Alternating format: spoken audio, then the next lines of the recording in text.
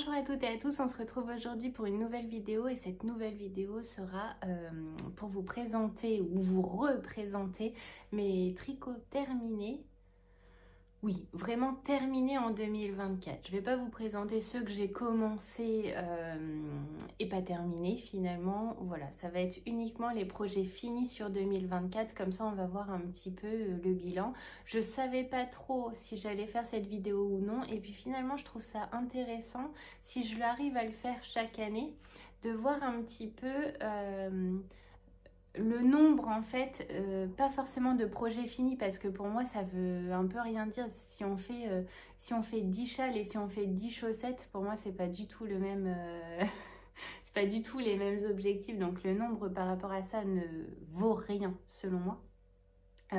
Encore une fois, le tricot ça reste du plaisir, mais c'est surtout de voir à la fin combien j'ai tricoté là en l'occurrence de châles, de chaussettes, de pulls, gilets et de petits accessoires ou choses annexes. Et ça, voir chaque année si je suis plutôt châle, plutôt chaussette, enfin voilà, comment se dirigent un peu mes projets tricot.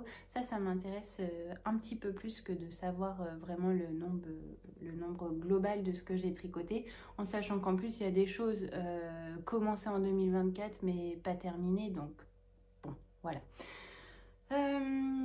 Il y a des projets que je n'ai pas retrouvés, vous allez voir ça. Alors déjà, on va commencer tout de suite. Je voulais d'abord vous dire merci pour vos nombreux messages sous les derniers vlogmas et notamment sous le vlogmas bonus que j'ai réalisé et tourné avec Robin. J'ai adoré lire vos commentaires. Je pense que je vais mettre des cœurs encore une fois sur tous les vlogmas et puis là on repart à nouveau sur une série de vidéos plus classiques entre les vlogs et les podcasts.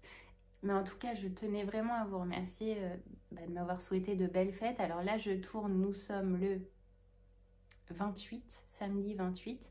Je ne sais pas quand est-ce que vous aurez cette vidéo, sûrement le 31 au matin, je pense, voilà, pour clôturer cette année.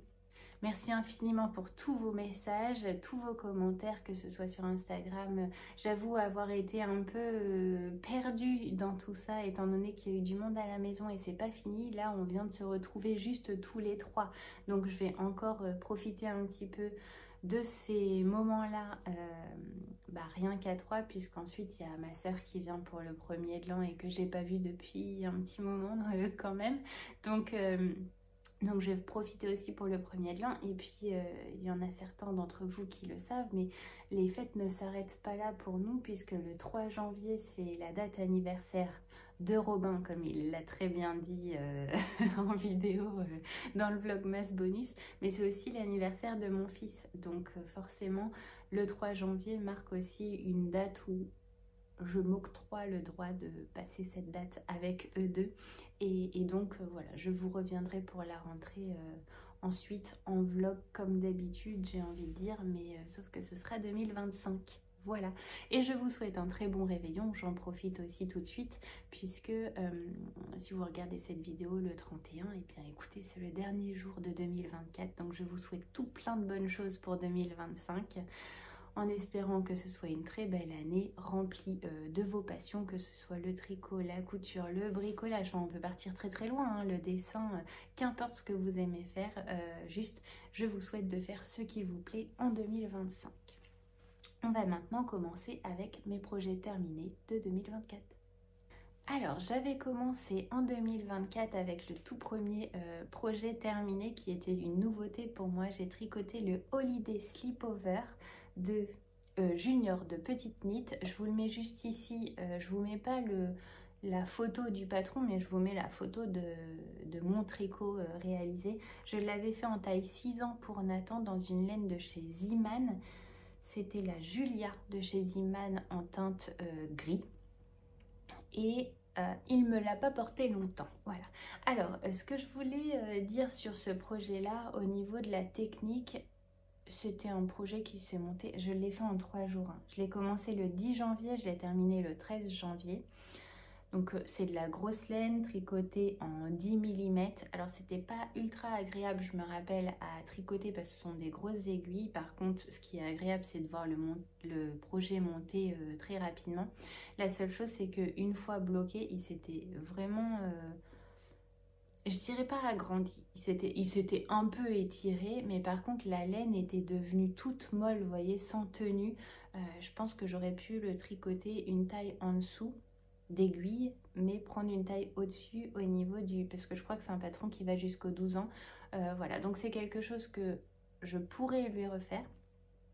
Mais à l'heure actuelle, étant donné que celui-ci, il a dû me le porter, allez, 4 mois à tout casser, je saurais même pas quelle taille lui faire parce que si je lui fais en 12 ans, ça va lui aller maintenant. Mais après, enfin voilà. Et je rappelle que mon fils, il a 5 ans, et, bah, bientôt 6 ans du coup. Donc je pense qu'il faudrait que je passe à la taille au-dessus, mais ça me semble un peu dingue en fait de lui faire un slip-over en taille 14 ans par exemple. Vous voyez, genre, bon. Donc voilà, c'était un projet que j'avais adoré réaliser. J'adorais visuellement ce que ça donnait par-dessus un petit sous-pull ou une petite chemise. Mais par contre, je ne l'ai pas tricoté dans la bonne laine. En plus, elle avait vraiment mal vieilli. Alors, j'ai enlevé les bouloches avec le petit rasoir, un rasoir que j'avais acheté je sais plus où, enfin un truc bas de gamme. Mais en fait, ça fonctionnait bien. Mais à force, voilà, ça devenait un peu un slip-over un peu difforme, quoi. Donc, bon, bah, écoutez, voilà, c'était le premier que j'ai réalisé et le seul pour l'instant. Mais c'était agréable à faire et plutôt sympa de découvrir. Il y avait des rangs raccourcis, il y avait du point mousse du jersey, relever les mailles pour tricoter les côtes des manches et du col, je crois. Ça, c'était tout nouveau pour moi. Donc voilà, c'est un projet qui, on va dire, m'a mis le pied à l'étrier en ce qui concerne ces techniques-là de relevage de mailles, de rang raccourci. Alors, même si j'avais fait une chaussette, mais non, puisque j'avais fait une chaussette avec un talon renforcé. Donc voilà. Donc j'ai quand même appris certaines techniques avec ce patron-là. Bon, alors ensuite j'ai réalisé ces 2 paires de chaussettes que je ne retrouve plus. Voilà, je les ai portées il n'y a pas si longtemps que ça. Peut-être que je vous les ai montrées dans une vidéo et que je les ai posées quelque part. Mais là, vraiment, je les retrouve plus. Donc, ben, j'ai tricoté 7 paires de chaussettes à la vanille dans des laines de chez Ziman aussi, la Ziman Socks, qui vieillit, ma foi, super bien. Je les porte régulièrement. Il s'agit juste de les retrouver en fait pour les porter. Mais en tout cas, en ce qui concerne la laine, elle vieillit super bien. C'était des chaussettes à la vanille que j'avais fait à partir du livre La Bible des chaussettes tricotées, qui était pour moi le livre où j'ai appris plusieurs talons, plusieurs pointes. Et je l'ai trouvé, c'est le livre qui m'a permis en fait de me mettre au tricot chaussettes. Donc des chaussettes à la vanille. Et j'ai réalisé également ces chaussettes-là qui sont les Spring Lace Socks du livre 52 chaussettes à tricoter toute l'année, que j'avais fait dans des laines de chez Butinette, la Walbut Socken Volle. Je peux pas vous dire, c'est de l'auto-rayante, auto-jacquard un peu, voilà. Et là, c'était mes premières chaussettes avec de la dentelle et un patron en anglais puisque... j'ai le livre, alors non, c'est pas un patron en anglais, mais les explications sont en anglais. Voilà. Donc voilà, et ces chaussettes-là, bah pareil, je les adore. J'espère vraiment que je vais réussir à les retrouver. Donc ça, elles avaient été commencées en 2023 et je les ai terminées le 25 janvier 2024. Ensuite, un pull que j'ai commencé le 24 décembre 2023 et que j'ai terminé le 7 mars 2024. Mon tout premier pull en jacquard, c'est celui-ci. C'est le Sugar Bush que j'ai tricoté dans une laine auto-rayante de chez Ziman et un gris anthracite, c'est de la Nord Drops. Ce pull, c'est le Sugar Bush, je vous l'ai dit, de Marie-Amélie Design. C'est un patron qui est gratuit. Je l'ai tricoté dans une taille qui est trop petite pour moi. Enfin, il me va, mais les manches sont trop courtes. Alors, il y en a plein qui disent que la Nord de Drops, elle s'étend vraiment au lavage. Moi, pour le coup, j'ai eu plus l'impression qu'elle s'est rétractée. En plus, elle me pique, donc c'est pas ultra agréable. Et c'est sympa de faire aussi les retours comme ça.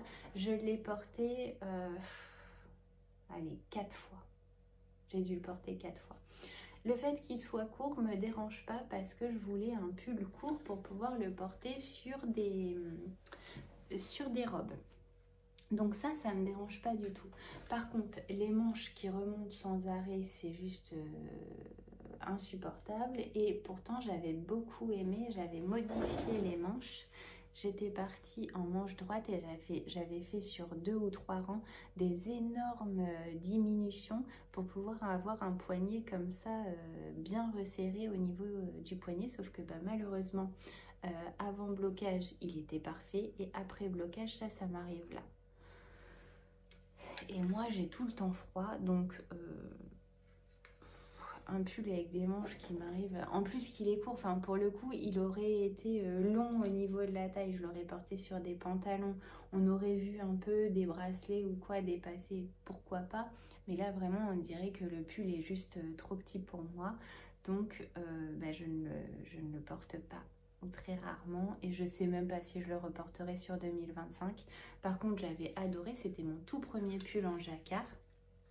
C'était d'ailleurs mon tout premier jacquard. Voilà. Et franchement, je mets... Alors, il y a une erreur là, on le voit. J'avais décalé le motif. Mais par contre, mon jacquard, il est, même de l'intérieur, il est beau. Donc j'étais quand même assez fière de moi par rapport à ce projet. Et puis finalement, je suis un peu dégoûtée de ne pas pouvoir le porter. Et en plus, j'ai personne dans mon entourage.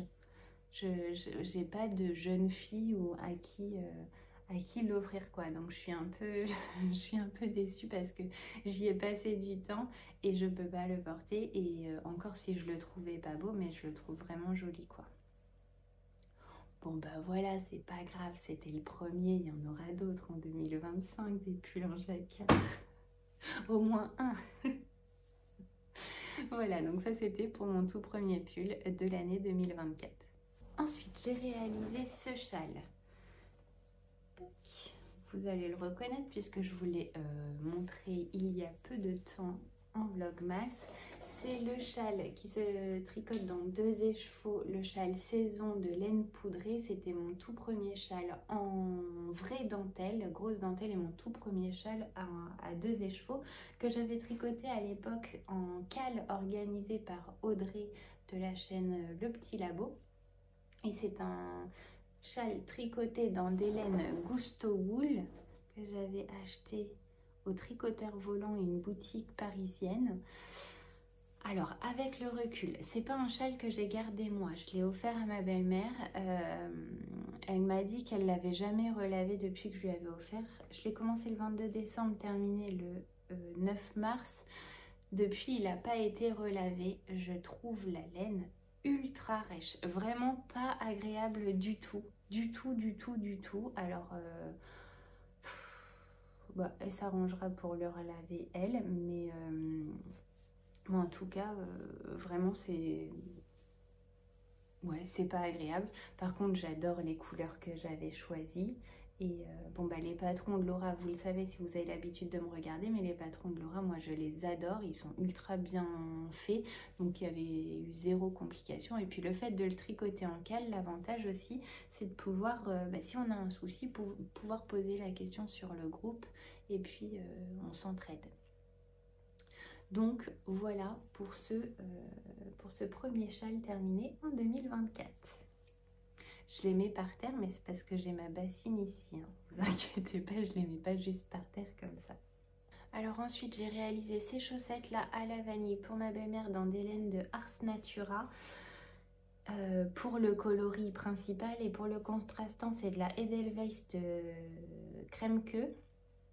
La Edelweiss Alpaca. Ce sont des chaussettes à la vanille. J'avais fait mon tout premier talon en rang raccourci. On voit très bien que ce n'est pas du tout une réussite. eh bien, ça me prouve que je n'ai pas tant que ça le tricot égoïste, puisque j'ai déjà en 2024 réalisé 3 projets avec le slipover qui n'étaient pas pour moi. Donc vous voyez, finalement, bon après, après ce sont les seuls quoi, hein, je crois, en projet terminé. Ensuite, j'ai réalisé ces chaussettes-là. J'ai pas pris mes bloqueurs, mais bon, c'est pas grave. J'ai réalisé ces chaussettes-là qui sont les chaussettes œufs de Pâques du livre de Charlotte Stone que j'ai réalisé dans des laines. C'est de la Jawol. Alors attendez. Ah oui, c'est que de la Jawol de Langue. Mis à part pour le bec, je suis désolée, voilà, ce sont des chaussettes portées, hein, donc le but c'est aussi de voir comment vieillit la laine. Tout ça c'est de la Jawol, mis à part en rouge, là c'est de la crème queue et c'est pas de la laine à chaussettes, je ne crois pas. Je les ai réalisés pour moi, voilà, à l'occasion de Pâques. Alors, je les avais commencé le 8 février et terminé le 31 mars. Et j'ai la deuxième hein, pour preuve. Voilà. Celle-ci, je les porte vraiment beaucoup, beaucoup, beaucoup. Très, très souvent. J'avais renforcé le talon. J'avais renforcé le talon, qui est déjà un talon renforcé, et la pointe avec le petit fil là qu'on rajoute de nylon des pelotes Jawol qui se trouvent au milieu. Donc en fait, le talon et la pointe ont super bien vieilli. Pour info, je les passe en machine tout le temps. Celles-ci, je les ai encore jamais rasées. Et aussi pour info, je marche pieds nus chez moi. Donc les chaussettes s'abîment plus. Mais vous voyez, enfin là, et même sur la partie, alors forcément ça mériterait un coup de rasoir quand même, mais même sur la partie du dessous, elles sont pas abîmées du tout quoi. Et celle-ci, c'est celle que je porte vraiment le plus souvent. Des chaussettes œufs de Pâques. Du fameux livre là, le tome 1 en fait, parce que j'ai vu qu'il y avait le tome 2 qui est sorti, qui me fait beaucoup de l'œil, mais je sais pas si je tricoterai beaucoup de chaussettes en 2025. Je vais surtout essayer de terminer les chaussettes déjà commencées avant d'en faire d'autres. Voilà. Ensuite, un châle que j'ai commencé le 1er mai et tricoté, terminé le 8 mai. Qu'est-ce que je vous dis? Oui, le 8 mai, donc en 7 jours, 7-8 jours, j'ai tricoté ce châle-là. C'est le Close to You de Justina Lorkowska que j'ai tricoté dans des laines Malabrigo, la Mechita, la teinte, je ne sais pas, j'ai mis rouge.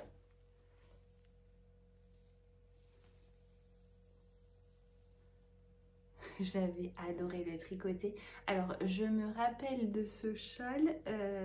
J'ai pas utilisé mon écheveau complet parce que j'avais un énorme nœud que je n'arrivais pas du tout à démêler. Et donc, je m'étais arrêtée. Voilà, mais j'en avais tricoté quand même la plupart. J'adore ce châle-là. La Malabrigo Mechita, c'est une laine que je recommande à 200% parce qu'elle est douce. Elle est très... Elle a un tombé qui est très très beau, je trouve. Et puis au niveau des nuances de couleurs, c'est pareil, je le trouve vraiment très très beau. Vous savez, moi les teintes unies sont pas forcément, c'est pas forcément ma came. Mais par contre, sur ce genre de coloris là, c'est ultra portable et très très beau. Voilà pour ce châle à un écheveau que je vous recommande si vous cherchez un châle à un écheveau. Je sais qu'en fin d'année, là, il y a eu pas mal de personnes qui l'ont tricoté. Et bah oui, je comprends l'engouement autour de châle parce que il est simple à faire et à porter, il est simple à porter. Il se positionne tout de suite bien pour un châle à un écheveau. Il est juste parfait. Je sais que Gwen l'a tricoté, je crois, en 1 semaine également, dans une laine. Si vous voulez le voir, allez le voir sur... elle a dû mettre une photo sur son Instagram, Mes Aiguilles et moi. Elle l'a tricoté pour l'offrir dans un écheveau noir de chez Didier. Je peux plus vous... J'ai failli vous dire le nom, mais je suis pas sûre. Sombral peut-être. Je suis vraiment pas sûre. Donc au lieu de dire des bêtises, bon stop, allez voir. Elle a dû le noter, mais en noir, bah forcément ça passe tout de suite. Donc ça, c'était pour un énième châle de 2024. Encore un châle et cette fois-ci ultra coloré. Il s'agit du Color Block de Justina Lorkowska, toujours la même designeuse que le Close to You que je vous ai présenté juste avant. Celui-ci, je l'ai commencé le 17 mars et terminé... Je l'ai commencé le 17 mai et terminé le 4 juin. Je l'ai tricoté dans des laines que m'avait offert Gwen dans un swap du printemps. Tous les semi-solides, c'est le bouquet de printemps de Woolbags. Et celles-ci, les plus nuancées, c'est le bouquet de mini de Bulbe Bizarre. Et entre deux, j'avais utilisé au point jersey pour faire les sections les restants de pelote que j'avais de mon pull en jacquard, la Nord Drops en gris anthracite.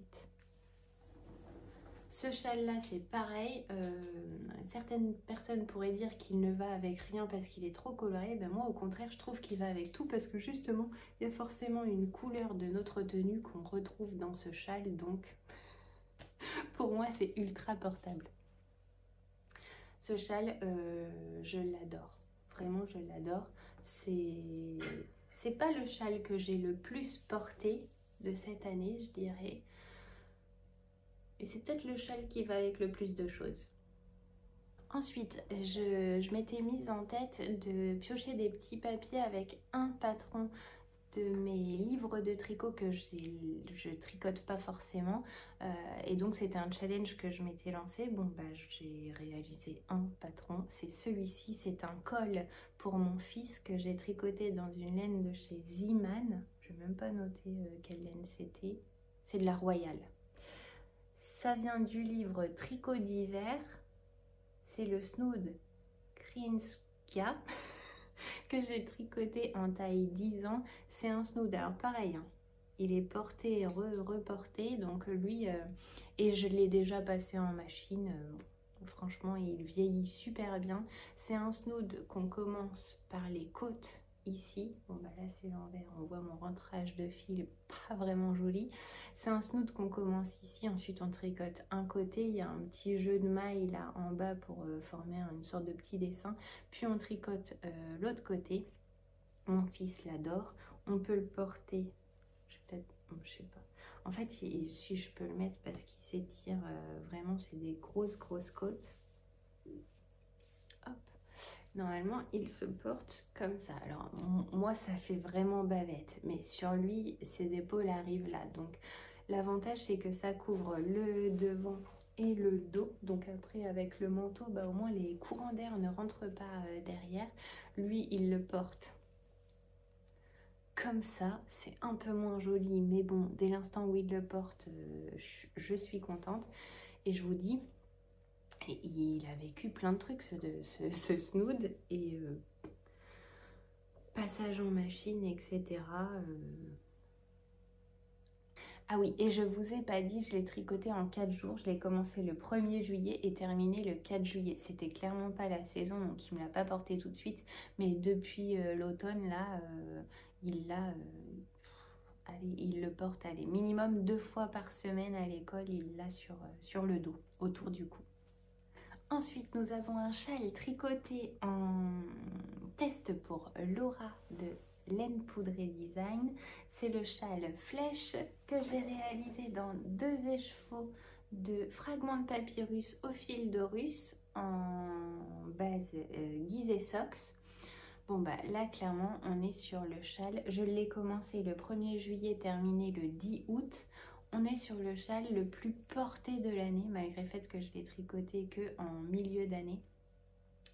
C'est un châle que je porte ultra facilement. Alors un châle en 2 écheveaux, j'avais pas été au bout de mon 2e écheveau, mais je le trouve tellement beau que en fait je le porte autour du cou comme ça, mais je le porte aussi et souvent juste sur les épaules parce que quand je le porte, j'ai très envie qu'on voit la dentelle et sur les épaules. Mais c'est pareil, vous voyez, enfin, il va, je trouve qu'il va vraiment avec beaucoup de choses. Et comme j'adore la dentelle, je trouve que sur les épaules, vraiment, c'est là où on lui rend le plus justice. Donc c'est un châle qui n'est pas compliqué à réaliser. Le patron va toujours très, j'allais dire lisible, très compréhensif en tout cas, avec les petites cases à cocher, tout pour bien suivre là où on en est. Par contre, la dentelle, le panneau de dentelle, il n'est pas compliqué, il n'est pas fait de points difficiles à réaliser, mais la dentelle est longue. Donc moi, je sais que j'ai fait plusieurs bourdasses, et donc j'avais mis des fils de survie à peu près tous les 7 rangs. Je mettais un fil de survie pour être, voilà, pour pas avoir à tout redétricoter jusqu'au point mousse si jamais je faisais une erreur. Mis à part ça, franchement, si peut-être le montage un peu technique, d'ailleurs le mien n'est pas parfait puisque c'est un montage en i-cord, mais maintenant à refaire, je regarderai la vidéo plus en détail. Et voilà, parce que pour les points techniques, Laura nous réalise des vidéos où on voit très bien ses mains, etc. Donc voilà, il peut faire peur comme ça parce que le panneau de dentelle est long, mais sinon, il n'y a rien de bien compliqué. Et ici, on est sur des sortes de brioche unique haute anglaise, quoi. Mais pareil, tout est très bien expliqué, même en vidéo. Et alors, lui a porté... Ouais, je dirais que c'est celui-ci que j'ai porté le plus cette année. Bah, c'est drôle parce qu'on a eu le châle le plus porté, on va avoir le châle le moins porté. Je crois que je l'ai mis une fois. C'est le châle Iris de Odile Knits. Un châle que j'ai réalisé dans 2 écheveaux. Alors, un écheveau pour la couleur principale rose là. C'est le coloris Reine d'Égypte de Ophildorus. Et pour le jaune, c'était le mini de la box Réponse de la Fête des Mères de The Willis Kane. Eh bien, j'adore ces 2 coloris ensemble. Mais en fait, la forme du châle, aucun intérêt. Pour moi, je m'étais dit, ah, ce sera pratique cet hiver, quand il fera... D'ailleurs, elle est où là? Quand il fera un peu plus frais à l'atelier, juste pour le coup. Mais en fait, même autour de... Ah, quoique... Ouais, mais parce que là, en dessous, j'ai mon col, là. Mais sans le col, en fait, il couvre rien. Il est tout fin. Il est très, très long, là, de ce côté-là.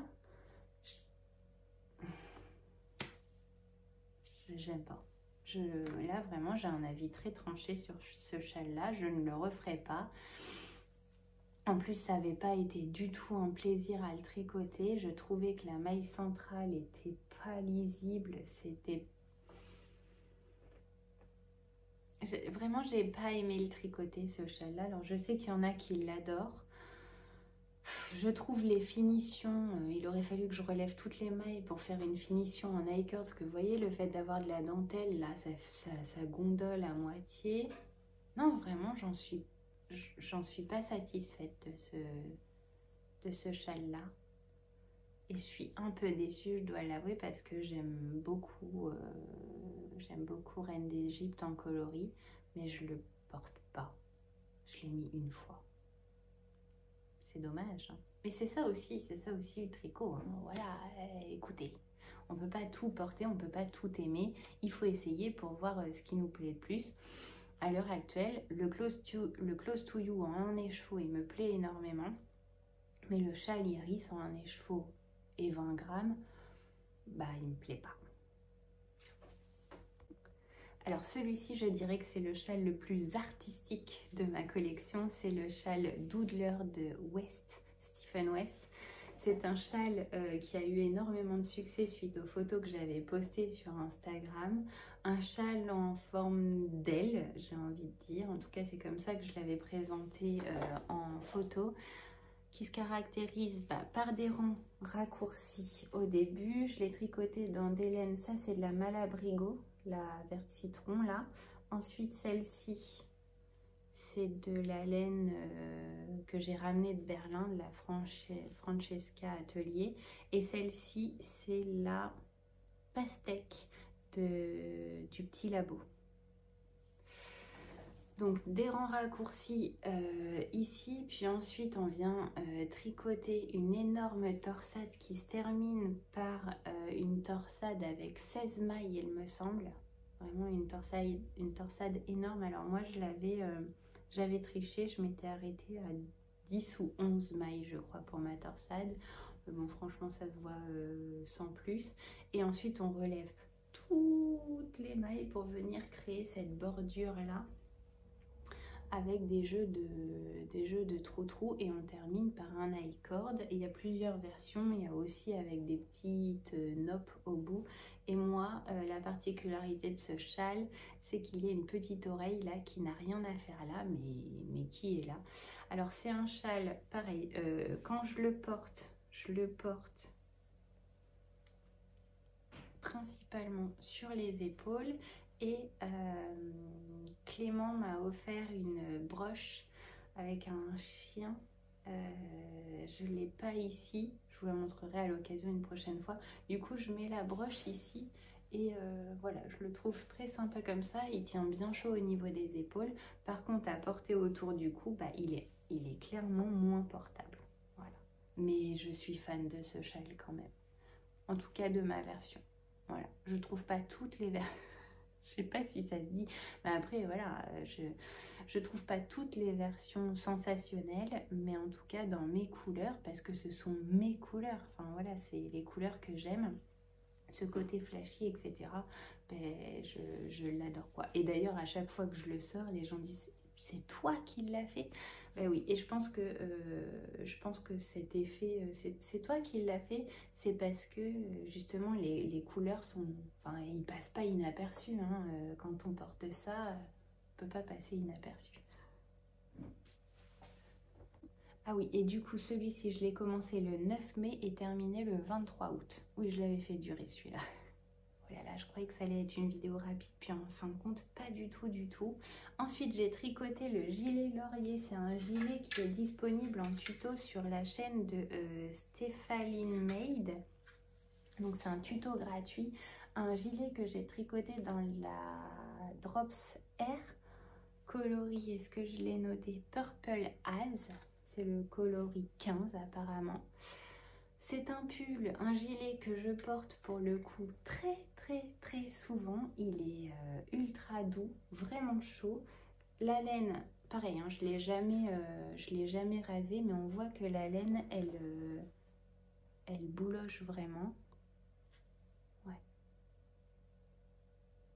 Il a du mal à faire le focus, mais croyez-moi, la laine, elle vieillit pas super bien, mais bon, en même temps, c'est normal, hein, c'est au niveau des zones de frottement. Ce gilet, il est loin d'être parfait. C'était mes premiers raglans, donc j'ai des trous, on les voit énormément là. Eh bien, ça me dérange pas. Moi, ça me pose aucun souci. J'avais pas fait de boutonnière parce que je le porte ouvert et il se porte très bien ouvert. Je le porte par-dessus des sous-pulls et rien à dire, et c'est une couleur que j'adore aussi. Donc ça voilà, je le recommande si on aime tricoter les rangs en vert, parce que pour moi ça avait été une tannée, j'avais détesté tricoter les rangs en vert. C'est pour ça que j'avais d'ailleurs dit que je ne ferai plus jamais de gilet, même si je sais qu'on dit ne jamais dire jamais. En tout cas, une fois que j'avais terminé celui-là, j'avais dit niet quoi. Maintenant des pulls ok en rond, mais pas de gilet. Et j'avais fait une modification pour les manches. On voit là que ça bouloche bien, non, faudrait que je le rase quand même. J'étais passée sur des toutes petites aiguilles pour pouvoir réduire les manches au maximum. Et alors pour le coup, celui-ci en taille, il me va parfaitement. Je l'ai commencé le 12 mars et je l'ai terminé le 6 septembre. C'est rigolo quand même. Donc j'ai fait beaucoup de castones en fait en mars. J'ai rien terminé, mais par contre je les ai terminés des mois après. C'est rigolo. Voilà. Et en même temps, en septembre, c'était le mois où je voulais finir un peu mes projets. Ensuite, j'ai réalisé encore un châle que j'ai fait cette fois-ci en trio avec Sophie de la chaîne Au fil de la ruche et Gwen de l'Instagram Mes aiguilles et moi. Sophie a fait la version grande, nous on a fait la version petite. Ce châle, je l'ai tricoté dans des écheveaux, donc celui-ci, le coloris principal ici, c'est le Centauré de Ophildorus en BFL, et celui-ci c'est de la Gizeh Sock, le coloris Domiris 2.0. J'adore ces couleurs ensemble. Par contre, la forme du châle est importable. Alors, je le mets quand même. D'ailleurs, je l'ai mis avec... je trouve qu'il va très bien avec mon gilet. Donc, je l'ai mis avant-hier avec mon gilet. Mais vraiment, en fait, cette pointe-là, elle est beaucoup trop longue. Donc, il se porte... Là, c'est beaucoup trop court pour le coup. Alors, voilà, on le met vite fait comme ça. Du coup, ça ressemble plus à grand-chose. On voit plus grand-chose non plus du châle. Je suis un peu déçue aussi pour ce châle-là parce que je l'aime beaucoup, mais je pense que la pointe, elle est trop excentrée par là-bas.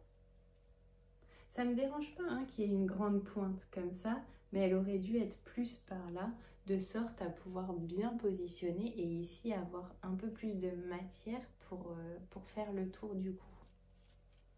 Mis à part ça, c'était un châle qui était ultra simple à tricoter. Ce sont que des rangs raccourcis avec des jeux de jetés pour créer ça. Et par contre, de nombreux relevages de mailles ici, ici et ici. Et ensuite, on termine avec tout l'I-cord tout autour. Donc ça, c'était une partie qui était assez longue, mais il est simple à réaliser. C'est juste que la forme, une fois finie, pour moi, elle n'est pas adéquate. Voilà.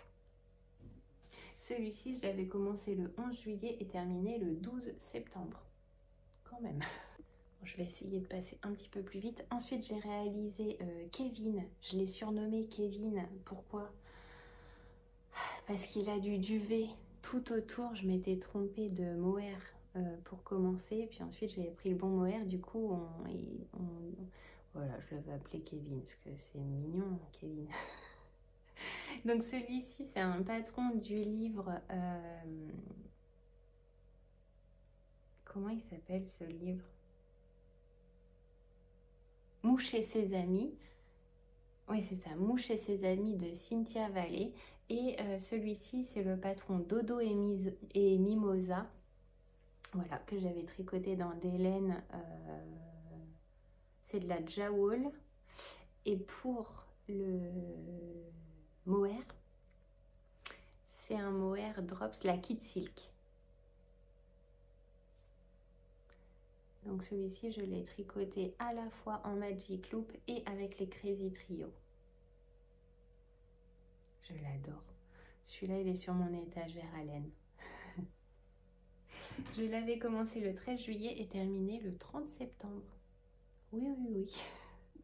Puis commencé le 29 janvier et terminé le 4 octobre, les chaussettes Snippet Socks du livre 52 chaussettes à tricoter toute l'année. Voici les chaussettes dans un écheveau, les laines de demain coucher de soleil que j'adore. J'avais fait une petite modification au patron, j'avais fait un seul motif comme ça, normalement il y en a deux sur la tige de la chaussette.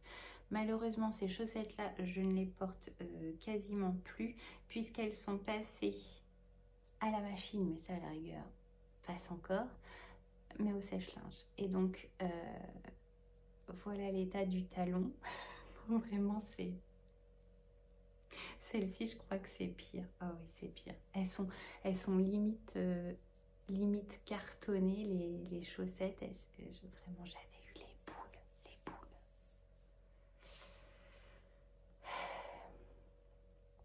Elles sont, voilà. Et alors, je les porte plus parce qu'en fait, quand je les mets, elles glissent à l'intérieur de ma chaussure ou de ma botte. Et c'est pas possible, quoi. Donc, je les ai gardées pour vous les montrer, mais bon, bah voilà, elles ont feutré, hein, et elles sont trop petites. Ou alors je les garde pour Nathan en chaussettes d'intérieur par-dessus ses chaussettes, peut-être, je sais pas. Je verrai, mais en tout cas, je les avais gardées pour vous montrer un peu ce que ça donne de passer des laines teintes à la main, à la machine, puis au sèche-linge. Ne faites pas ça. Surtout quand on sait que ce sont des chaussettes que j'ai tricotées de janvier à octobre. Ça fait mal au cœur. Je sais que vous me comprenez peut-être. Puis j'ai tricoté ce petit paresseux que j'avais trouvé en tuto sur une chaîne YouTube Nana et Bobo. Tout est en barre d'infos, hein, dans ma liste de projets réalisés. Je l'ai tricoté dans de la laine bouclette de chez Bergère de France, une ancienne laine. Et celui-ci, enfin cette laine-là, c'est de la laine fil d'art, il me semble, la laine doudou. Et puis au-dessus, c'est du coton Katona. Voilà, ça je l'avais réalisé tout simplement en suivant le tuto en une soirée. Il me semble que c'était fait une ou deux soirées. Une soirée, le 5 octobre. Voilà. Et alors ça, bon bah il a une tête qui n'est pas sa tête habituelle puisqu'il a été un peu mâchouillé par ma chienne. Voilà, voilà. Donc ne passez pas vos projets au sèche-linge et ne les laissez pas à disposition des animaux. C'est ce qu'il faudra retenir de cette vidéo. Note pour 2025. Ensuite, j'ai réalisé ce magnifique châle et je ne l'ai même pas mis sur Ravelry. Je crois qu'il n'a même pas sa fiche Ravelry, donc il va falloir que je le fasse quand même. C'est le châle tricoté en MCAL de Stephen West que j'ai tricoté sur un groupe de discussion avec Clément Monsieur Knitting. Je vais essayer d'oublier personne. Il y avait Clément Monsieur Knitting, Gwen, mes aiguilles et moi, Isa de la chaîne Peluche et Fanfreluche, j'espère que je dis pas de bêtises, sinon je vous le mets juste ici, Sophie de la chaîne Au fil de la ruche, Bertrand du compte Instagram Strep quelque chose, excuse-moi Bertrand, mais vraiment, j'ai beaucoup de mal. Je crois que c'est 75, voilà. Pareil, je vous le mets ici. Si vous voulez aller voir leur version, comme ça au moins vous pouvez. Et je crois que c'était à peu près le groupe qu'il y avait avec qui j'ai tricoté ce châle. Et heureusement parce qu'on s'est à la fois motivé, donné des infos, des astuces, enfin entraider, c'était vraiment génial. Si vous passez par là, merci à vous. Parce que franchement pour moi, réaliser qu'un châle aussi grand, c'est mon premier châle à 4 écheveaux, et ben ça a été un sacré challenge, vraiment un sacré challenge, et c'est en partie grâce à vous parce que c'est un châle de longue haleine. Et d'ailleurs je remercie aussi Didier au fil de russe et qui m'a taquiné lors des portes ouvertes parce que je ne l'avais pas terminé et ça m'a permis de me motiver et de me dire mais moi aussi je peux le terminer, voilà. Et alors depuis c'est le châle que je porte le plus, mais je l'ai terminé il n'y a pas longtemps quoi, donc voilà. Mais c'est un châle que j'adore, tout est parfait, il est grand, je peux le poser sur les épaules, autour du cou il fait vraiment châle doudou. Je vous ai pas parlé des laines, je l'ai tricoté dans de la laine Malabrigo Socks, coloris fuchsia et ochre. Et pour le mohair utilisé, vous voyez là j'ai utilisé du mohair doublé en fait avec, c'est du mohair de chez Katia, du 50 Shades of Mohair, que je recommande parce qu'il est très très bien aussi pour des mohairs unis à glisser comme ça dans des châles. Et attention, ce châle, j'ai appris tout plein de choses avec, et je me suis remise à la brioche sans abandonner, de la brioche simple droite, et j'ai réussi. Donc et en plus j'ai adoré la faire cette brioche, et j'adore ce châle, vraiment je l'adore, même si vous le faites plus maintenant en cale mystère et que vous voulez vous lancer dans un premier châle, il y a toutes les vidéos pour tout, pour tous les points, toutes les étapes. Par contre, c'est un châle qui est long. C'était aussi ma première mosaïque. Et alors, j'ai détesté faire de la mosaïque, mais je vais réessayer d'en refaire en 2025 pour voir si c'est juste parce que là, c'était sur la fin du châle et que du coup, j'avais juste hâte de le terminer ou si c'est parce que c'est la mosaïque, la technique qui me plaît pas forcément. Voilà pour ce châle-là. Et il y en a un dernier que j'ai terminé cette année. Le dernier châle, c'est le Electropop. Donc quand même 3 châles de Laura Laine Poudrée cette année. Il n'y aurait pas comme une obsession par hasard? Le Electropop qui est sorti le 19 décembre, là, il y a peu de temps, que j'ai tricoté en test pour elle dans des laines de chez Dye Dye Done trouvées au Knit It. Les couleurs, je pourrais pas vous les redire, mais tout est noté sur ma page Ravelry. Donc c'est un châle qui reprend la dentelle du châle saison, mais dans une forme différente avec une maille centrale. Et là, pour le coup, la maille centrale, rien à voir avec celle du châle iris. Vous voyez? Elle est jolie, en fait. Voilà, donc ça, c'est un châle 50% mérino, 50% soie. Pour le coup, la pointe, bah, il y a de la place pour faire le tour. Elle n'est pas trop excentrée. Un châle à 2 écheveaux. Et celui-ci, il est ultra portable.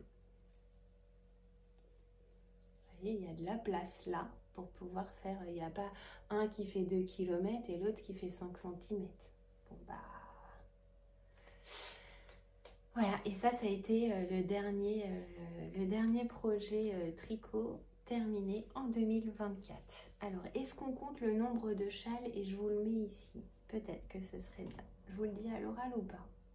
Non, je vais faire ça à tête reposée juste avant le montage. Et je vous mets ici un petit récapitulatif du nombre de châles, le nombre de chaussettes, le nombre de pulls, gilets, slip-over et le nombre d'accessoires. Dans accessoires, je vais compter les petites peluches. Et dans les châles, je vais mettre le col avec aussi. Ouais, ça me semble pas mal. Voilà. Et comme ça, ben, on verra fin 2025 ce que j'ai le plus tricoté. À mon avis, ça reste les châles, hein, mais en 2025, on verra bien. Pour l'instant, je n'en sais rien du tout. Tout ce que je peux vous dire, c'est que le 25 décembre là, de cette année, j'ai commencé un pull en jacquard, non pas pour Robin, mais pour moi. C'est le pull Alissum Sweater. Je vous laisse regarder sur Instagram ou sur Ravelry de quel pull il s'agit, que je réalise dans des laines du petit labo qui m'ont été offertes par Audrey. Si tu passes par là, merci à toi 1000 fois. On avait prévu de s'offrir un swap et de l'ouvrir à Noël. Moi, je l'ai ouvert au réveillon.